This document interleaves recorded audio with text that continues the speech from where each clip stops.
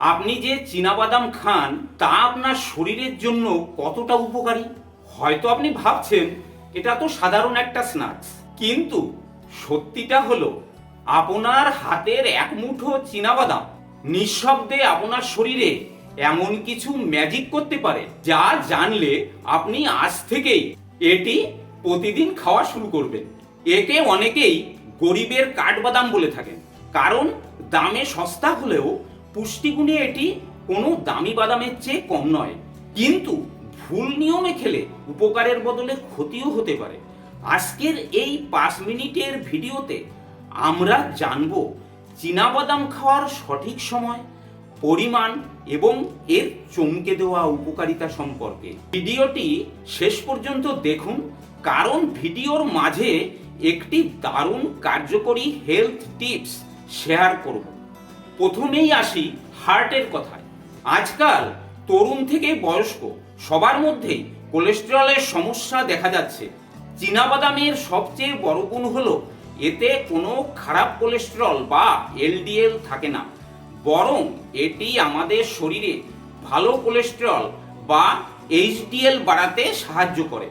প্রতিদিন এক মুঠো চীনাবাদাম খেলে হার্ট ব্লকেজ বা হার্ট অ্যাটাকের ঝুঁকি প্রায় 25 থেকে 30% পর্যন্ত কমে যায়।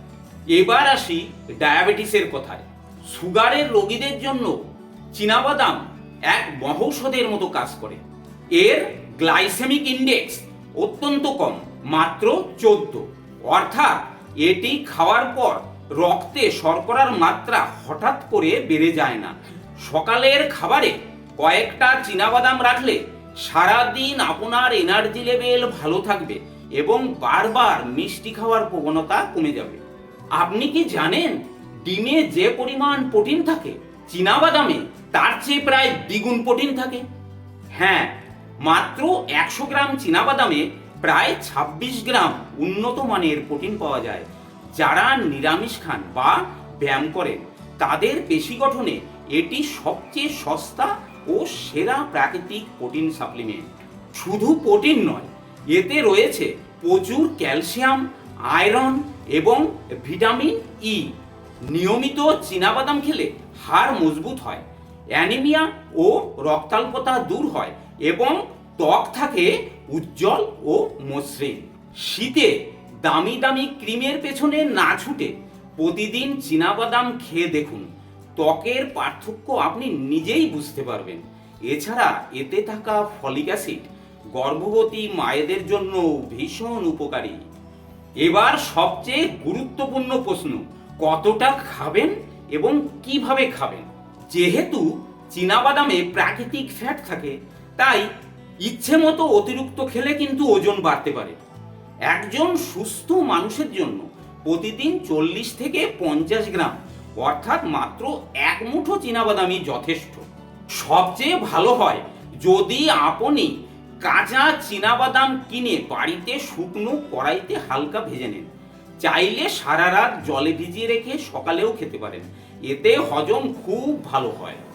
আর সেই বিশেষ টোটকাটি হলো চীনাবাদামের সঙ্গে সামান্য খাঁটি গুড় মিশিয়ে খাওয়া।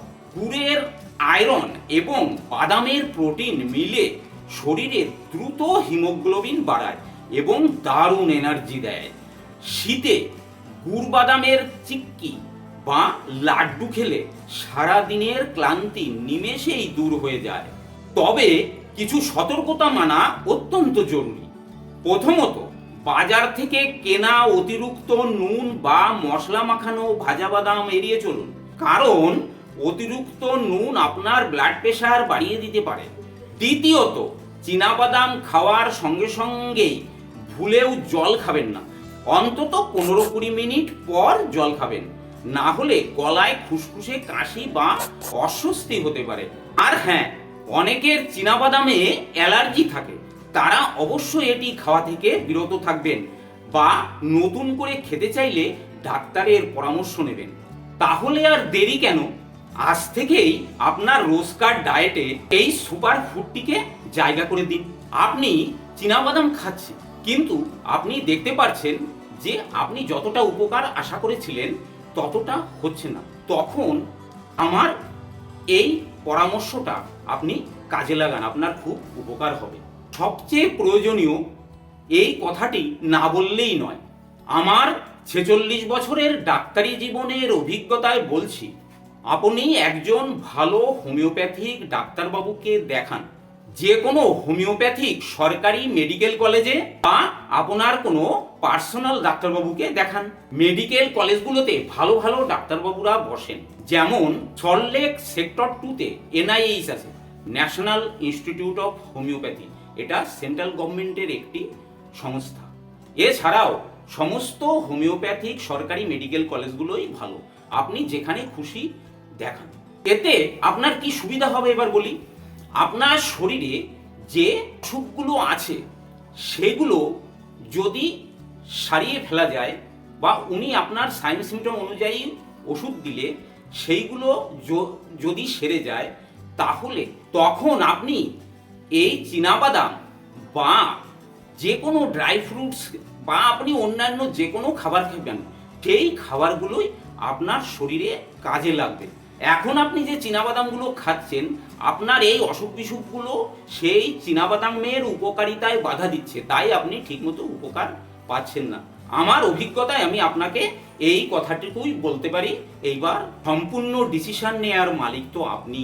আমাদের আজকের ভিডিওটি আপনার কেমন লাগলো তা অবশ্যই কমেন্ট করে জানান।